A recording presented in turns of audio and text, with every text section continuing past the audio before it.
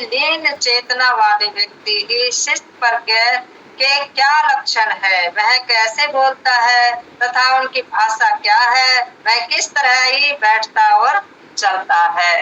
जगत श्री प्रपाद की जय। तात्पर्य जगत श्री प्रपाद की जय, गुरु महाराज की जय, सभी भक्तों की जय। तात्पर्य जिस प्रकार प्रत्येक, तो इसमें भगवान कृष्ण अर्जुन है ना, जो भगवान श्री कृष्ण से बोल रहा है कि हे केशव, जो भक्ति में व्यक्ति है वे कैसे चलते उठते हैं, कैसे बोलते हैं, और जो भौतिक संसार में है उनकी वे कैसे हैं। मतलब ये दो है, दो पहलू है, इनको अर्जुन पूछना चाह रहा है भगवान श्री कृष्ण से। तो इसमें बता रहे हैं कि जो कृष्ण भावना में जो व्यक्ति लगा हुआ है उनकी परिस्थिति कैसी है। तात्पर्य जगत श्री प्रपाद की जय। जिस प्रकार प्रत्येक व्यक्ति के उसकी ही विशिष्ट स्थिति के अनुसार ही कुछ लक्षण ही होते हैं, उसी प्रकार कृष्ण भावना भावित पुरुष का भी विशिष्ट स्वभाव होता है, यथा उसका ही बोलना, चलना, सोचना आदि। जिस प्रकार धनी पुरुष के कुछ लक्षण होते हैं जिनसे ही वह धनवान जाना जाता है, जिस तरह ही रोगी अपने रोग के लक्षणों से रुगण जाना जाता है, या कि विद्वान अपने गुणों से विद्वान जाना जाता है, उसी तरह ही कृष्ण को दिव्य चेतना से युक्त व्यक्ति अपने विशिष्ट लक्षणों से जाना जाता है। तो इसमें बता रहे हैं श्री कृष्ण भगवान बता रहे अर्जुन को कि पूछ रहा है, अर्जुन प्रश्न पूछ रहा है कृष्ण भगवान से कि हे केशव, जो भक्ति में लीन व्यक्ति है वे उनकी दशा कैसी है। तो आप जैसे ही अभी तक तो भगवान ने कृष्ण को मन और बुद्धि आत्मा का ज्ञान दिया है, अब वो बोल रहा है कि मैं कैसे जानूं कि मेरा मन कंट्रोल में हो गया, मेरी इंद्रिया कंट्रोल में हो गई है, तो इसको मैं कैसे पहचानूं। तो हे केशव, आप इसे विस्तार से बताइए मुझे कि जो मैं उसको परख कर सकूं, कि मैं अपने आप अपने अंदर भी देख सकूं कि मेरा मन कंट्रोल हुआ है, मेरी इंद्रिया कंट्रोल हुई है या नहीं। आप उस व्यक्ति की मतलब वो बताइए, जानकारी दीजिए मेरे को।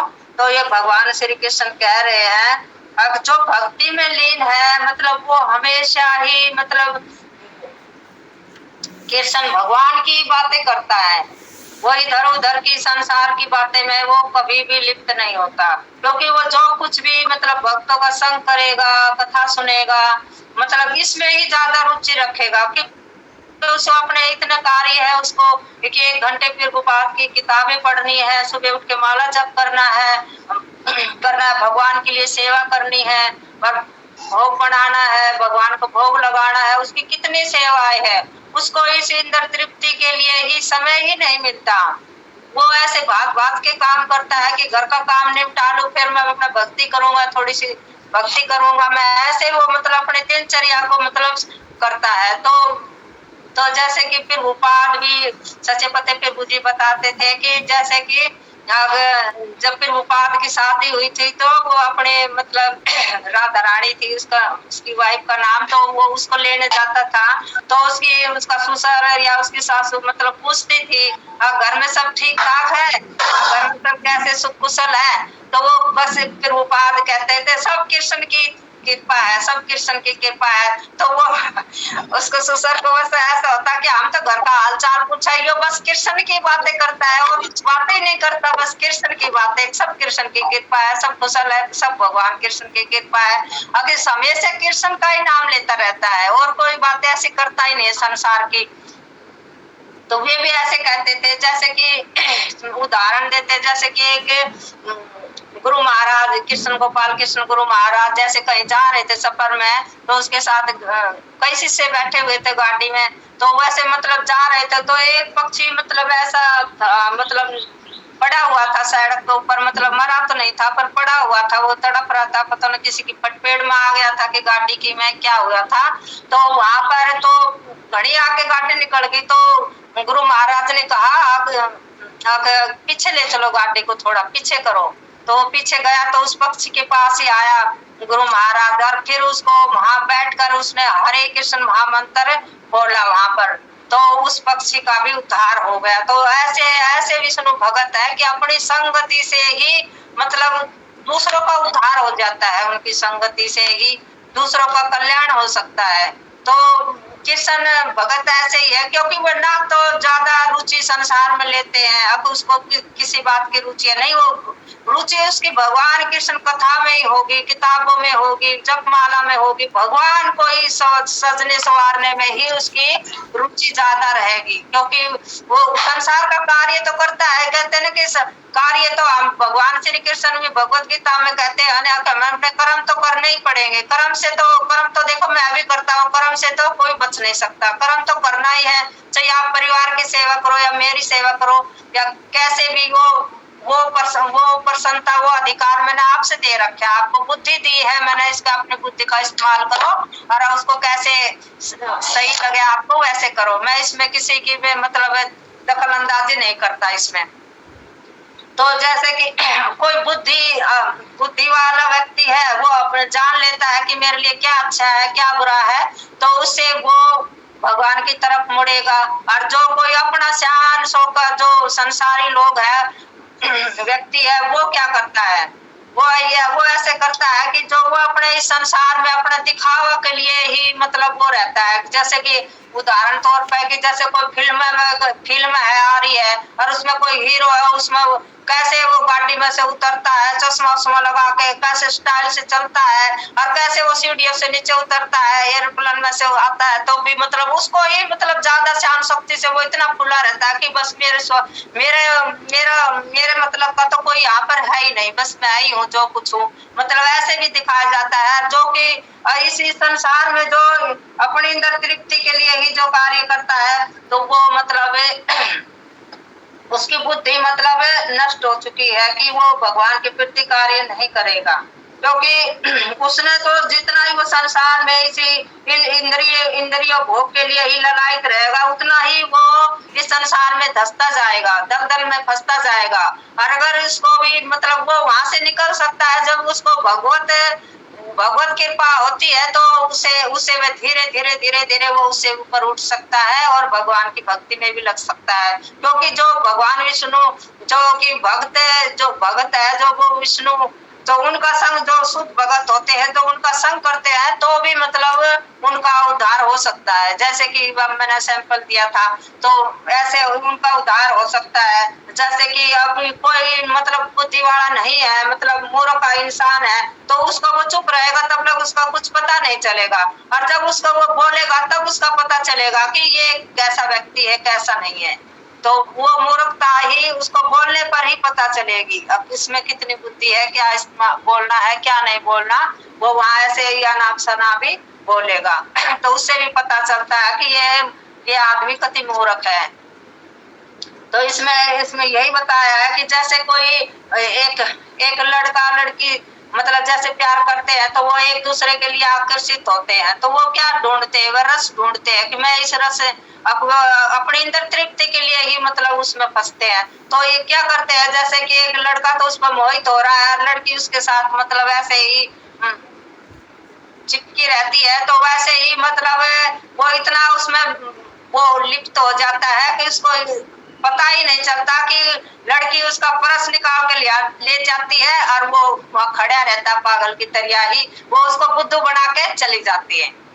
तो ऐसे ऐसे संसार में ऐसे बुद्धि लोग होते हैं, मन बुद्धि के व्यक्ति है जो इसमें ऐसे कार्य करते हैं। आगे पढ़ते हैं फिर बुझी। इन लक्षणों को भगवत गीता से जाना जा सकता है, किंतु सबसे ही महत्वपूर्ण बात यह है कि कृष्ण भावित व्यक्ति ही किस तरह बोलता है, क्योंकि वाणी ही किसी भी मनुष्य का सबसे महत्वपूर्ण गुण है। तो वाणी से ही इस वाणी से ही किसी को कुछ भी बोल दे, जो कहते हैं ना कि जो किसी को चोट लग जाती है तो किसी को मार देता है, कोई मारता है उसको घाव हो जाता है, तो कहते हैं ना कि अगर वो घाव तो भर जाएगा थोड़े दिनों में, पर जो बोलने का घाव है ना वो कभी नहीं भरता, वो हमेशा उसके दिल में ही खटकता रहेगा कि इसने ऐसी बात क्यों कही, इसने ऐसी बात कही, मतलब वो ऐसा हमेशा ही मतलब उसके दिल में ये बात खटकती रहती है। कि मूर्ख का पता तब तक नहीं चलता जब तक कि वह बोलता नहीं है। फिर भूपाल भी यही लिख रहे हैं कि जब तक वो मूर्ख आदमी है उसका पता नहीं चलता जब तक वो बोलता नहीं है।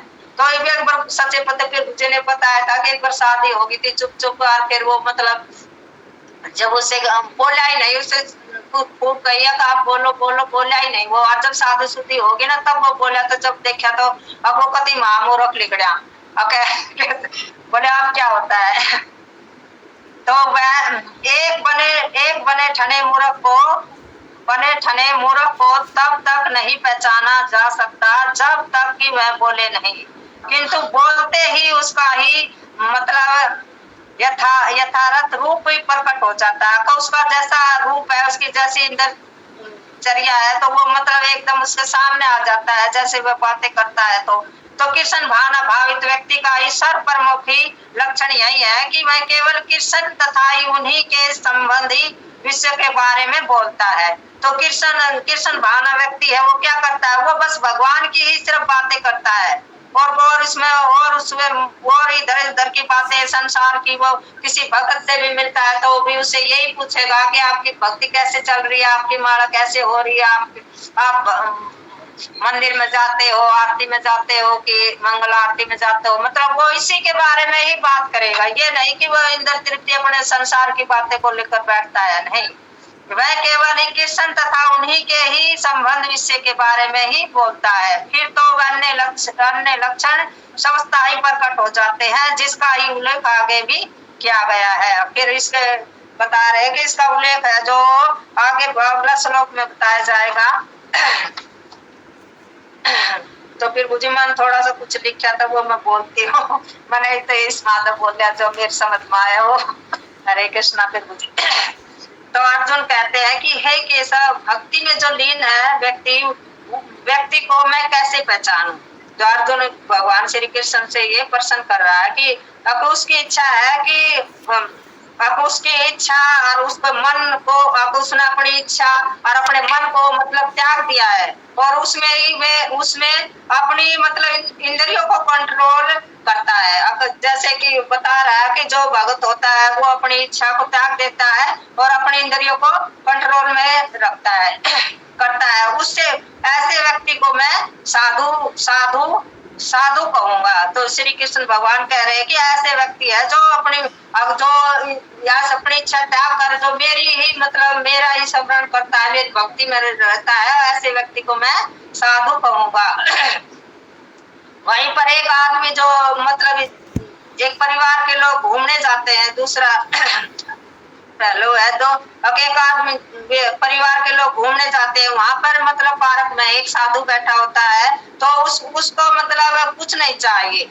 अब वो कुछ नहीं चाहिए क्योंकि उससे ही कुछ मिलता ही नहीं है। अब उसे कुछ मिलता है तो भी वो खुश है, नहीं मिलता तो भी वो खुश रहता है, दुखी नहीं होता, क्योंकि उसने अपनी इंद्रियों को कंट्रोल में कर रखा है। जैसे कि उसके ही आसपास जैसे उसने अपनी इंद्रियों को कंट्रोल कर रखा है, सुख दुख उसकी वो सब परिस्थिति में मतलब एक समान रहता है, न वह सुख में फूलता है न वह दुख में दुखी होता है, मतलब एक समान रहता है। तो ऐसा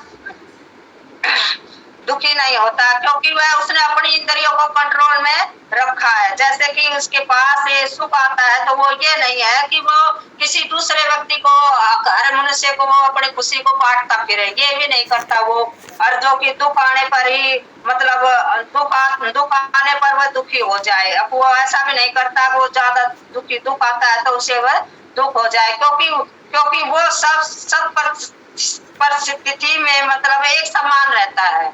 जैसे सब परिस्थिति में एक समान रहता है क्योंकि उसके ही अपने मन इंद्रिया को अपने वश में ही कर रखा है। ऐसे तो भगवान श्री कृष्ण कहते हैं कि ऐसे साधु मैं उसको साधु मानता हूँ और उसे साधु के साथ मैं हमेशा रहता हूँ। ऐसे साधु है जो मेरी भक्ति करता है उसके साथ मैं हमेशा रहता हूँ। इस इंद्रियों को कंट्रोल कर कोई भी मतलब जैसे भी बता रहे हैं भगवान, इस इंद्रिया को और मन को कंट्रोल करना कोई हंसी खेल नहीं है, ये सबके बस की बात नहीं है। ओके। अब ये कोई मामूली बात नहीं है। मन बुद्धि इंद्रिया को कंट्रोल मानता है। जैसे कि मैं बता रही हूँ, जैसे मेरी आंखें हैं तो मैं भौतिक संसार में लिप्त हूँ, तो मेरी आंखें ऐसे गंदे सीन देखेगा या फिल्में देखेगा या कुछ भी टीवी देखेगा, मतलब ऐसे ही मतलब साधना को देखेगा वो, मतलब भक्ति का कोई भी प्रश्न नहीं देखेगा, क्योंकि इंद्रियों को आंखें है, इंद्रियों की आंखें का काम है देखना, तो इसे देखना चाहता है, तो इससे भोग करना चाहता है, वो उससे भोग करना चाहता है। जब हमारी इच्छा उससे अब जब हमारी इच्छा उसका मतलब दिमाग, अब इससे जो ऐसी परिस्थिति में होता है जो वो बुद्धिहीन मनुष्य है, तो उसका मतलब दिमाग काम नहीं करता, तो उसका मन काम नहीं करता, उसे वे मतलब ऐसे मनुष्य को एक पशु के तुल्य ही समझा जा सकता है।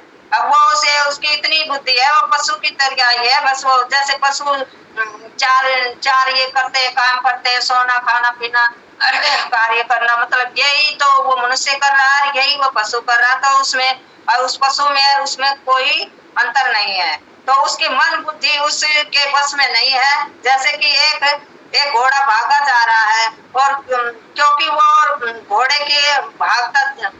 घोड़ा भागा जा रहा है, उसको नहीं पता कि मैं क्यों भाग रहा हूँ, मतलब कि उसको ये नहीं पता कि मैं क्यों भाग रहा हूँ, तो उससे पूछा था कि आप क्यों भाग रहे हैं, तो वो बोल रहा कि जो और घोड़े भागे जा रहे हैं उसके साथ मैं भी भाग रहा हूँ। उसको अपनी दिशा का पता ही नहीं है कि वो कहाँ जाएगा, बस वो देख कर रहा है कि ये भाग रहा है तो मैं भी इसके पीछे भाग रहा हूँ। तो उचित हो कि पर मेरा भागना उचित है कि या नहीं, उसका ही निर्णय मनोबल की जैसे कि अपनी बुद्धि से किया जाता है। अगर उसमें बुद्धि नहीं है कि वो अपने मन से ये पूछे कि मैं क्यों भाग रहा हूँ, इसके पीछे इसका क्या कारण है, तो ये वो समझ नहीं पाता है। देखिए जैसे कि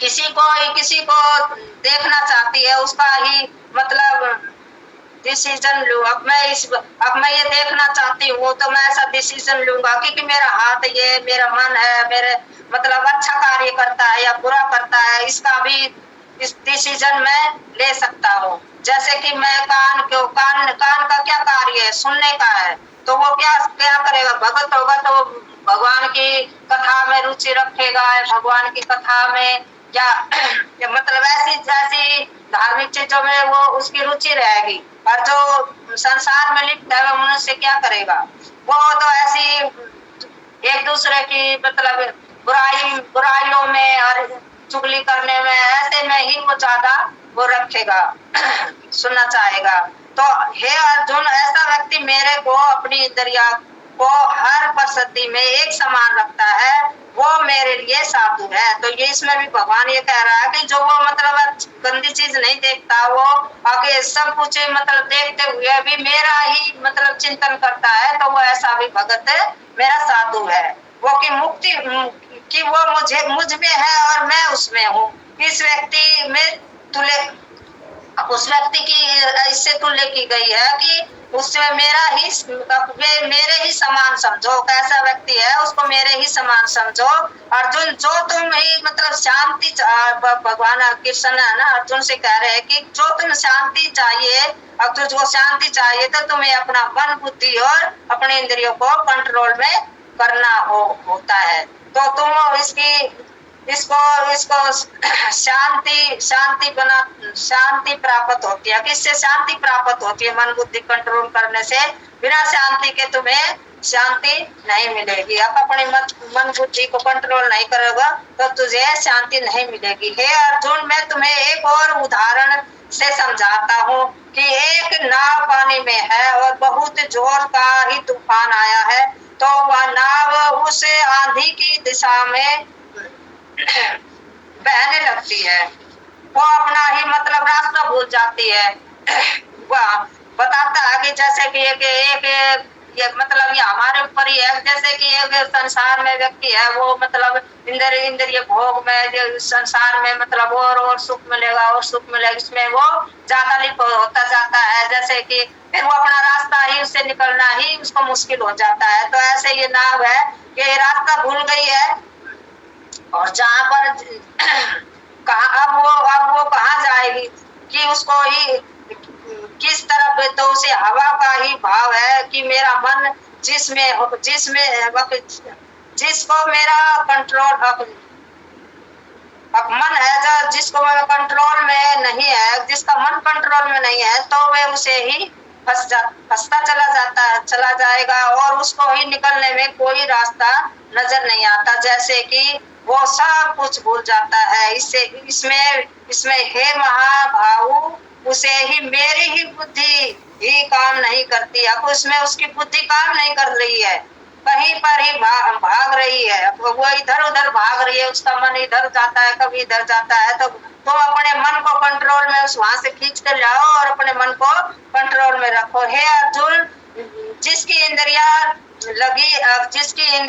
मतलब लगी हो पर उसका ही मन परमात्मा में लाकर, जिसकी इंद्रिया मतलब सारा कार्य कर रही है, जैसे हम भगत अपना घर का सारा ही कार्य हम करते हैं और हम मतलब उसमें लिप्त नहीं होते, हम उसमें भगवान को ही मतलब सामने रखकर ही उस कार्य को करते हैं कि भगवान ने ही हमको सेवा दे रखी है, तो इसको हमें कर्म तो हमें करना है। तो हम इसमें उसका मन परमात्मा में लगा है कि जैसे कि मुझ में ही आशा, जो आशा ऐसी आशा इंसान है, ऐसा इंसान है जिसे व्यक्ति ही मतलब भक्ति में सितर है। अब ऐसा व्यक्ति है जो भक्ति में सितर है, अपने सारे ही कार्य करते हैं पर भक्ति में सितर है। जैसा उसको ही खाने को न दे, पहनने को न दे, उस व्यक्ति में मतलब कुछ भी फर्क नहीं पड़ता उस व्यक्ति को। उसको कुछ पहनने को ना मिले, ऐसा ही पहने वो और ऐसा ही रूखा सूखा खाए, तो उसको मतलब इसमें कुछ फर्क नहीं पड़ता कि वो एक समान रहता है। ऐसी स्थिति में भी वो एक समान रहता है। जैसे एक ही उदाहरण व्यक्ति, एक ही साधारण व्यक्ति वो सोता है और सुबह उठता है और अपना काम में लग जाता है। जैसे संसारी लोग है वे क्या करते हैं, रात को सो जाते हैं और सुबह उठकर अपना फिर कार्य में लग जाते हैं। भगवान का नाम ये तो उनको पता ही नहीं, क्योंकि उनकी बुद्धि काम नहीं करती, वे फंसे हुए इंद्र तृप्ति में। और जो एक साधु का दिनचर्या कैसा होता है कि एक साधु है, जब उस एक साधु का उदाहरण, एक साधु जब अपने साधना मतलब मनुष्य जब वो साधु क्या करता है, जब मनुष्य वो संसारी लोग जागते हैं तब उनका सोने का समय होता है, और जब वे सोते हैं तब उनकी साधना का समय होता है। अब साधु जागने का समय वो तो मतलब शुभ मुहूर्त में उठता है और अपनी ही भक्ति करता है। जैसे कि एक का उठने का समय है, दूसरा समय साधु का सोने का है। अब मतलब जो उस मनुष्य का जो भक्ति संसारी लोग है उनका सोने का समय है, उस समय ही साधु का उठने का समय है कि वो भक्ति करना चाहता है, भगवान के नाम लेना चाहता है। तो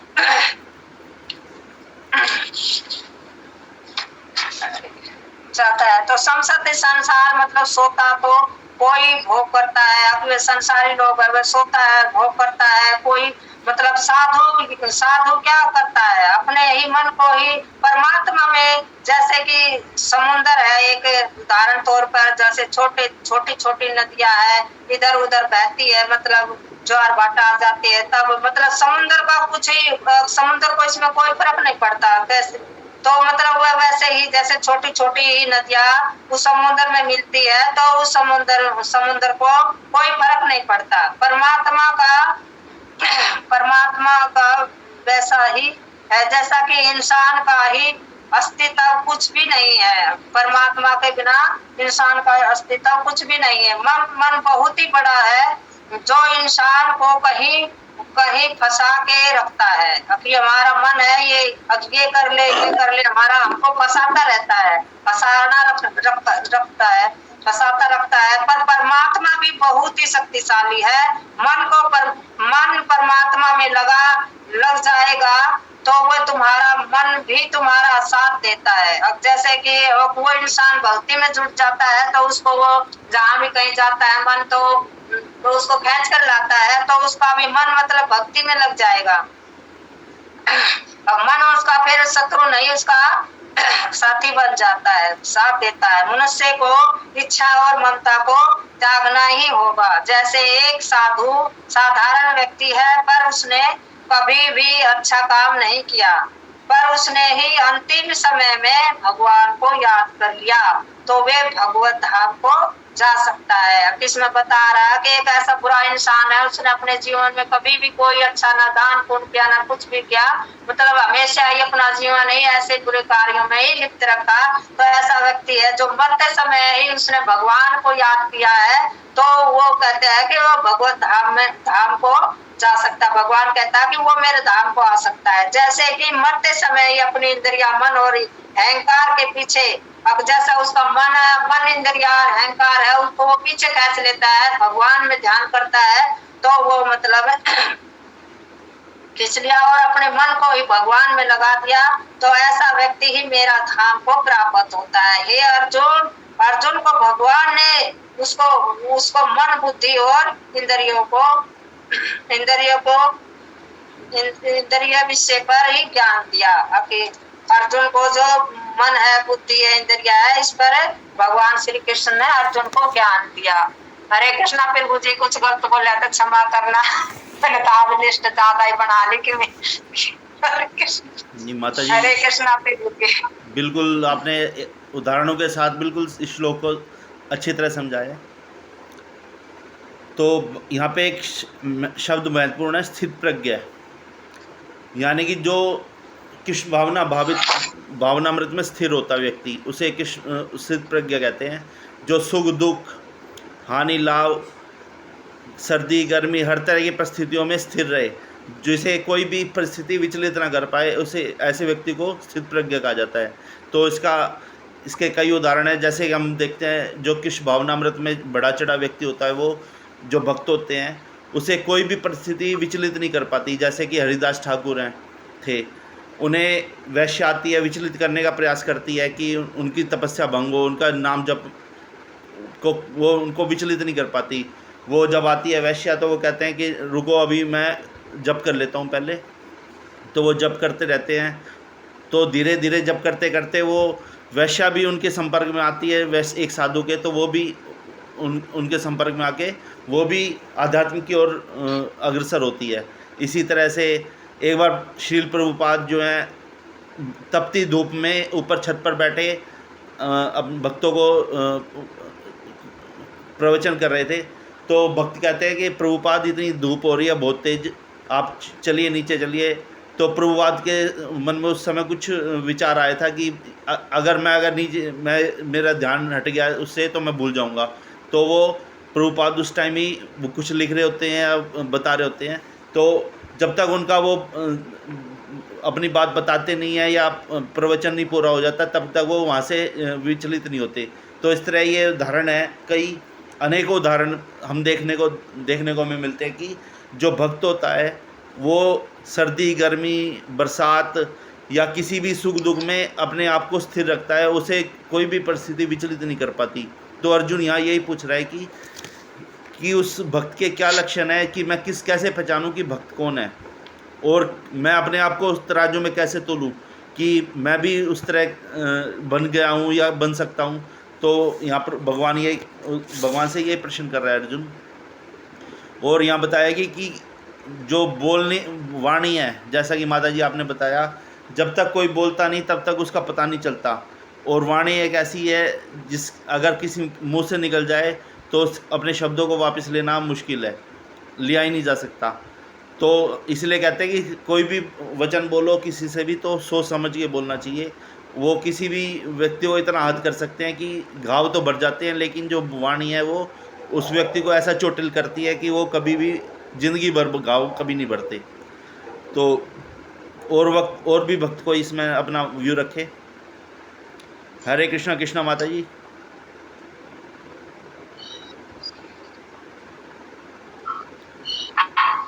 हरे कृष्णा। कृष्णा माता जी। हरे कृष्णा प्रभु जी, आज तो मैं कुछ ना बता पाऊंगी, मैं प्रसाद बना रही हूँ, मेरा बेटा अब जाएगा ड्यूटी पे। ठीक है माता जी। माता जी सीमा माता जी आप बताइए कुछ।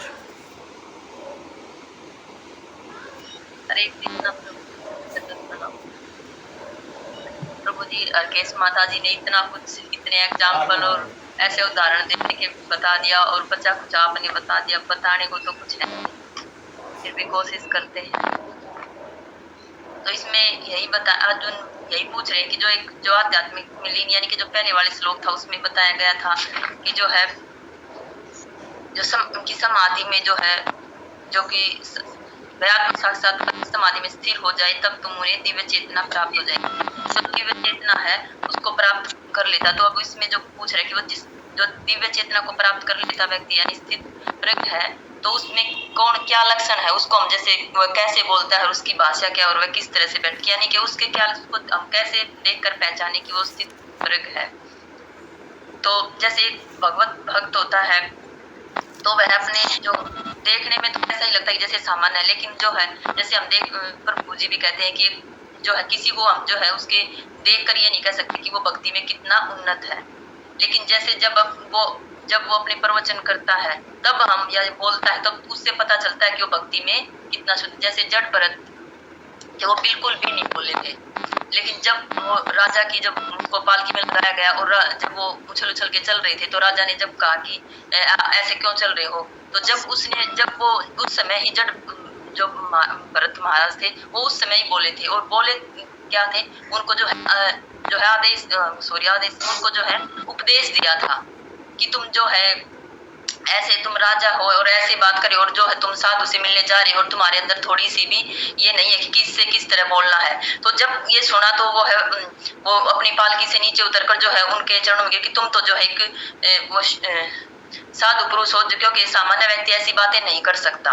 तो इसमें जो है जब जड़ भरत नहीं बोले थे महाराज तब तक जो है उनको कोई नहीं, सब ऐसे जड़ करके बोलते थे कि उसके टीचर बोलते थे तब भी वो नहीं बोले बिल्कुल। एक बार जो है मैं हिरण में जैसे आसक्त हुए थे तो बोला इस बार मैं बिल्कुल बोलूंगा नहीं चाहे कुछ भी करे, तो वो बिल्कुल चुप ही रहते थे। और लेकिन जब बोले थे तो वो उसी समय बोले थे। और जो है सुखदेव गोस्वामी भी है जो जैसे ही वो पैदा हुए थे तो वो निकल पड़े थे और जब परीक्षित महाराज के गंगा नदी के तट पर गए थे तो उन्होंने जो है परीक्षित महाराज जो है फिर जो है भागवतम का जो है उनको की जो परीक्षित महाराज पूछा कि जो मरणासन व्यक्ति है उसको जो है क्या करना चाहिए और तब उन्होंने जो उनको भागवतम का जो है उपदेश दिया था, भागवतम उनको सुनाई थी। तो ऐसे ही जो है हम उनको ऐसे देखने से जो हमारे जैसे सामान्य व्यक्ति वो देखेंगे तो वो यही देखेंगे कि जो है कि उस समय वो पैदा होते ही ऐसे ही निकले थे बिना कपड़ों के। तो जैसे कोई सामान्य देखेगा तो वो यही सोचेगा कि भाई देख कैसे जा रहा है ऐसे ही बिना कपड़ों के। लेकिन जब वो तो इसलिए जब वो बोला उन पर पत्थर भी मारे जा रहे थे जिस समय पर उन्होंने कहा तो जो जा रहे थे तो कि कैसे ये पागलों की तरह जा रहा है। लेकिन जो परीक्षित महाराज है उन्होंने उनको पहचाना। तो ये जो है जो स्थित प्रज्ञ व्यक्ति है ये उनके लक्षण है। और इसमें जैसे तो और भी उदाहरण देकर बताया गया है कि जैसे जो कोई बीमार है तो बीमार व्यक्ति को कैसे पता, जब डॉक्टर के पास जाते हैं तो कैसे डॉक्टर पूछता है भाई जैसे हम बताते हैं कि भाई बुखार है तो भाई बुखार है जैसे हाथ लगा के देखते हैं उसका शरीर गर्म रहेगा। तो जब डॉक्टर पूछता है पहले तभी तो डॉक्टर बताता है कि हाँ भाई इसको बीमारी जो हमारे क्या लक्षण है उनको पता चलता है। तो ऐसे ही जब तक बोलते नहीं है तो इसमें जो है कि बोलेंगे कि वाणी की जो मनुष्य का महत्व जो वाणी है वही सबसे ज्यादा महत्वपूर्ण है। जैसे एक बार किसी की लड़की को देखने वाले लड़के वाले आ रहे थे तो वो लड़की जो है तोतली थी।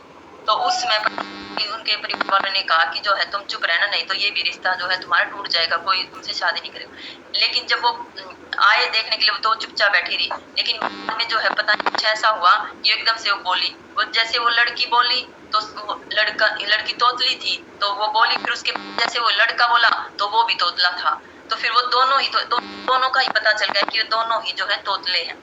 तो इसलिए जब तक वे नहीं बोलते तब तक तो ठीक था कि जब तक एक मूर्ख व्यक्ति है उसको भी हम देख सकते हैं कि वो जब तक नहीं बोलता, जैसे कोई अब एकदम से नए कपड़े ऐसे पहन के बिल्कुल अच्छे से हो जाए तो उसको कोई देखकर नहीं कह सकता कि भाई ये मूर्ख है। लेकिन जैसे ही वो बोलता है तो उसे तुरंत पता चल जाता है। और ऐसे एक जो भगवान का शुद्ध भक्त है यानी कि जो स्थिर प्रज्ञ है उसको जब अपने जो है प्रवचन करता है या कुछ किसी को कुछ कोई बोलता है कुछ बताता है तो जो है उससे उसका पता चलता है कि वो भक्ति में कितना आगे है, कितना उन्नत है। वैसे देखने से नहीं पता चलता वैसे, लेकिन जो उसका हाव भाव रहता है वो एकदम से जो है अलग से ही रहता है। हम उसको जो है वैसे देखने से एक शिथिल व्यक्ति को हम देखने से, उसके बोलचाल, उसका तो स्वभाव से उसको हम पता कर सकते हैं कि वो जो है भक्ति में कितना उन्नत है। हरे कृष्णा प्रभु जी, दंडवत प्रणाम। हरे कृष्णा सुरेंद्र प्रभु जी। हाँ प्रभु जी प्रणाम। प्रणाम प्रभु जी। प्रभु जी आप भी कुछ भी रखिए अपना।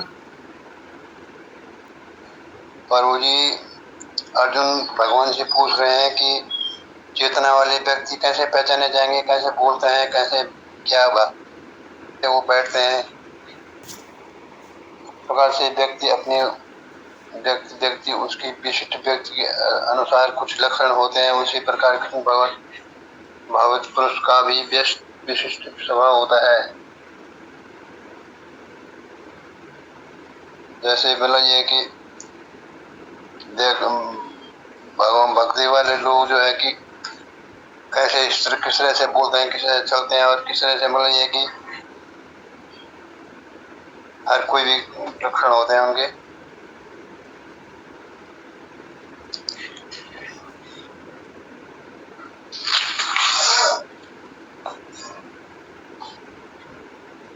दिव्य चेतना वाले व्यक्ति होते हैं और दुनिया से अलग होते हैं। उनके मतलब ये कि चाल ढाल कुछ माला करना, जाप करना और भगवत गीता में जो है रुचि रखना, और जो है कि भगवान के लिए सब कुछ कार्य भगवान के लिए निमित्त करना है, भगवान के लिए प्रसाद बनाना है, भगवान के लिए सब कुछ, उनसे हटकर कुछ नहीं करना है।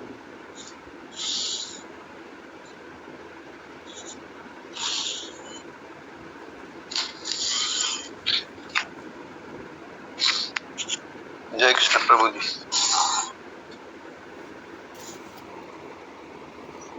हरे कृष्णा प्रभु जी। हरे कृष्ण। हरे कृष्णा आराध्य प्रभु जी।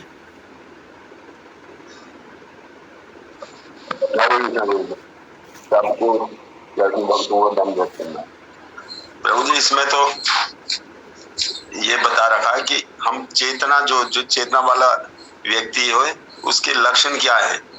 तो इसमें मैं थोड़ा सा एक कि हम चेतना को कैसे पहचाने, तो इसमें है कि अगर जो हमारी ये इंद्रियां हैं, 5 इंद्रियां, इनको कंट्रोल कैसे करें, इसके लिए भी हमें पीछे जाना पड़ेगा। वो है सत्व, रज और तम गुण।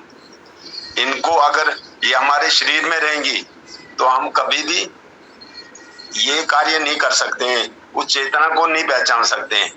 उनको जो वो हमारे अगर शरीर में जिस चीज की अधिकता होगी, अगर सत्व गुण की होगी और तम गुण की होगी और रज गुण की, तो उसी कारण से हमारा जो ज्ञान है या कर्म होते हैं उसी पर निर्धारित होते हैं वो। और जैसे अगर हमारा उनको शुद्ध करने के लिए हमारा यही है कि अगर हम हरि नाम लेंगे और हमारे जो सात्विक गुण है उनकी वृद्धि होगी।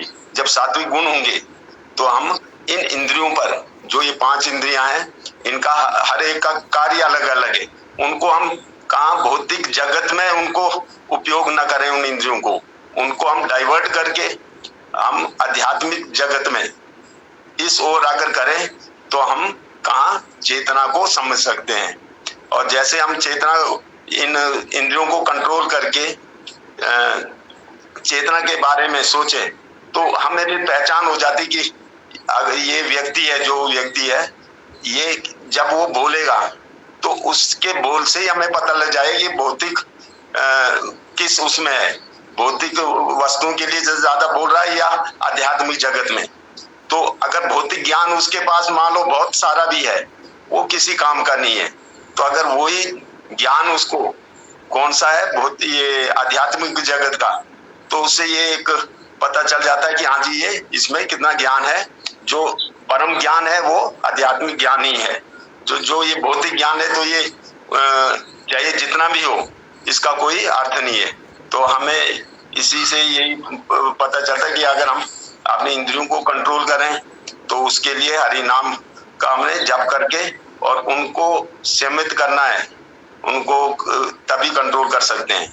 और कंट्रोल करके ही हम चेतना को पहचान सकते हैं।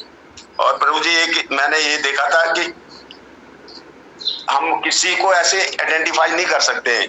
कोई भी भक्त हो, देखने से उसकी पहनावे से उससे हम नहीं देख, हाँ ये देख सकते हैं कि हाँ जी उसने पहनावा जो भी पहन रखा है बहुत अच्छा लग रहा है देखने में, मगर जब वो बोलेगा तो उससे थोड़ा सा हमें पता लग जाता है कि हाँ जी ये व्यक्ति क्या बोल रहा है और उसकी सोच क्या है, कौन सी आध्यात्मिक वो विषय में बोल रहा है या भौतिक विषय में। तो जब वो बोलता है तो हमें लगता है कि हाँ जी ये व्यक्ति देखने में तो साधारण था, मगर इसके अंदर ये आध्यात्मिक जगत का कितना ज्ञान का भंडार है। तो तब हमारे प्रति भी वो चेतना बढ़ती है कि हाँ जी अगर ये व्यक्ति इतना आध्यात्मिक जगत की जानकारी है, इसके बाद इतना ज्ञान है, तो हम भी प्रयास करें कि उसकी शरण में जाएं या उनको उसका शब्दों का श्रवण करें, तो हम भी इस चेतना को पहचान सकते हैं। हरे कृष्ण प्रभु जी। हरे कृष्णा। अखिल प्रभु जी आप प्रकाश डालिए। हरे कृष्णा प्रभु जी, धन्यवाद प्रणाम। सभी भक्तों के चरणों में धन्यवाद प्रणाम। प्रभु जी बहुत ही सुंदर श्लोक है ये, भक्तों के लिए तो बहुत ही इंपॉर्टेंट है, क्योंकि इस श्लोक के माध्यम से अर्जुन ये पूछ रहे हैं भगवान से कि जो स्थित प्रज्ञ है उसके लक्षण क्या है। और हर भक्त चाहता है, क्योंकि भक्ति में अगर उसको आगे बढ़ना है तो उसको क्या है, ये अवस्था प्राप्त करने की जो है आशा रहती है, और जब वो इस अवस्था में आता है तो वो भक्ति की उच्च अवस्था में जा सकता है। अब अर्जुन क्यों पूछते हैं कि स्थित प्रज्ञ के लक्षण क्या है, क्योंकि भगवान 52 और 53 श्लोक में बताते हैं कि एक व्यक्ति जो क्या है मोह से दूर हो जाता है या जिसकी बुद्धि पूरी तरह से समाधि में स्थित हो जाती है, उसके भगवान कहते हैं कि आप स्थित प्रज्ञ बनो। 53वें श्लोक में भगवान अर्जुन को बोलते हैं कि आप क्या करो, अपनी बुद्धि को जो है समाधि की अवस्था तक ले आओ, तो आप क्या करोगे, आपको दिव्य चेतना प्राप्त हो जाएगी। अर्थात आप क्या है, भगवान ने एक तरह से हिंट दे दिया था पिछले श्लोक में कि आप इससे क्या स्थित प्रज्ञ बन सकते हो। तो अर्जुन तुरंत जो है रिएक्ट करते हैं भगवान से। 54वें श्लोक में अर्जुन तुरंत बोलते हैं कि भगवान की स्थित प्रज्ञ के लक्षण क्या है। यानी कि अर्जुन देखना चाहते थे कि क्या उनके अंदर कुछ ऐसे लक्षण हैं और क्या वो स्थित प्रज्ञ बन सकते हैं। तो अर्जुन तुरंत जो है भगवान से प्रश्न पूछते हैं। तो यहाँ पर स्थित प्रज्ञ के 4 लक्षण के बारे में अर्जुन मुख्य रूप से पूछते हैं कि स्थित प्रज्ञ जो व्यक्ति है उसका लक्षण क्या है, उसको हम कैसे पहचान सकते हैं। क्योंकि अर्जुन ये जानना चाहते थे कि वो अर्जुन स्वयं को भी देखना चाहते थे कि उनके अंदर कितना वो कितना स्थित प्रज्ञ है। दूसरा उन्होंने पूछा कि वह बोलते कैसे हैं। तीसरा उन्होंने पूछा कि वो बैठते कैसे हैं, और चौथा यानी कि वो चलते कैसे हैं। तो ये बड़ा इंपॉर्टेंट है जो अर्जुन ने ये सारी चीजें पूछी। तो पहला जो अर्जुन ने प्रश्न पूछा कि स्थित प्रज्ञ व्यक्ति का लक्षण क्या है, ये बड़ा इंपॉर्टेंट है।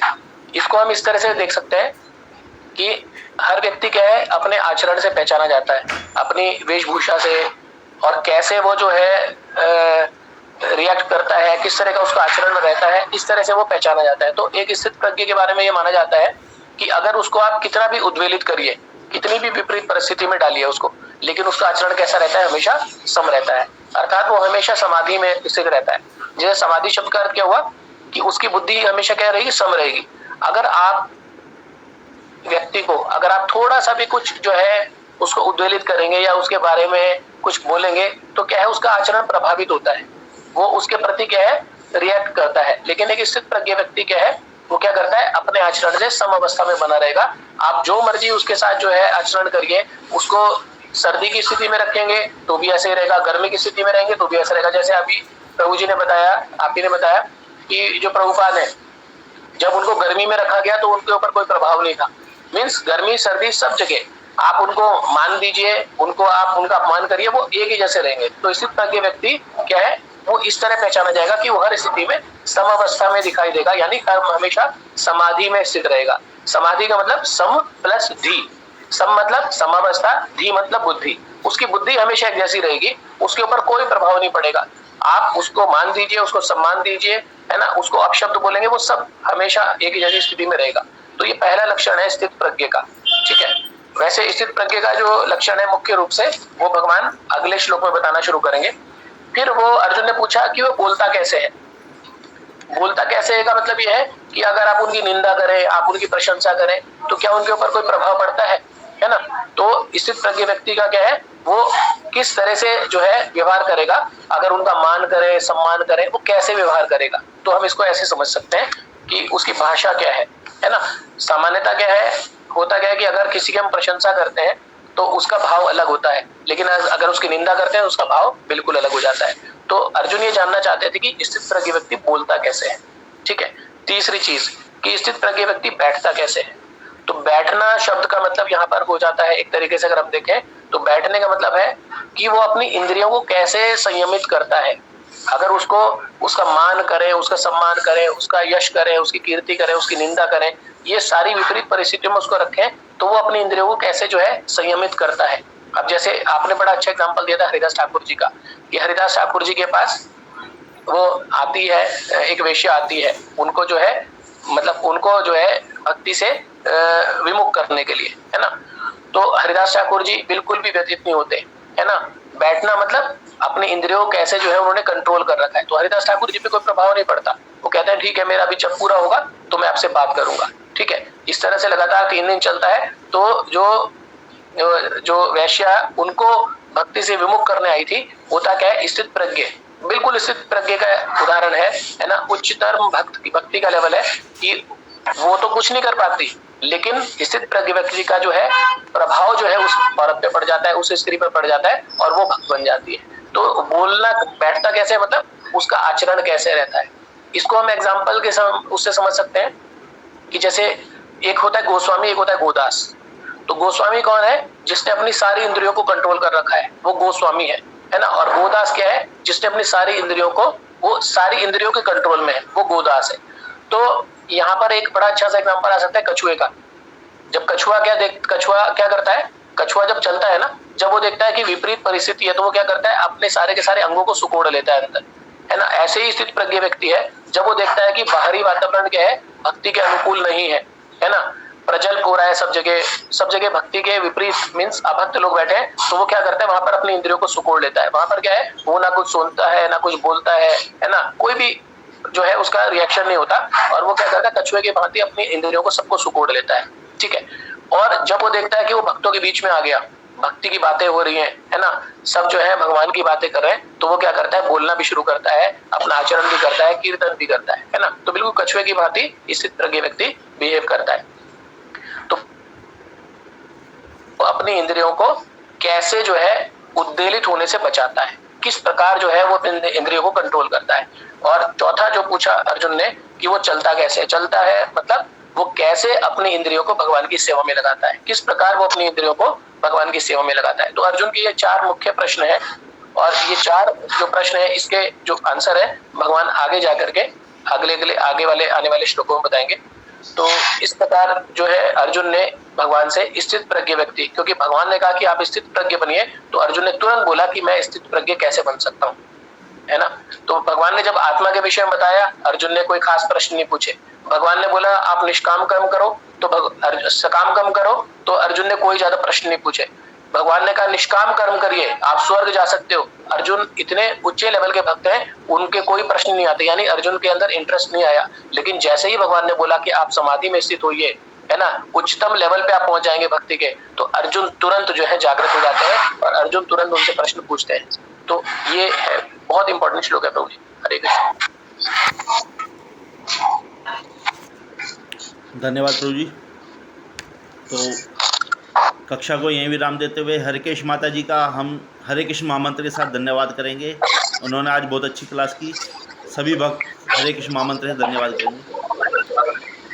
हरे कृष्णा कृष्णा कृष्णा हरे हरे हरे राम हरे कृष्णा कृष्णा कृष्णा हरे हरे राम राम राम हरे हरे। हरिकेश माता जी की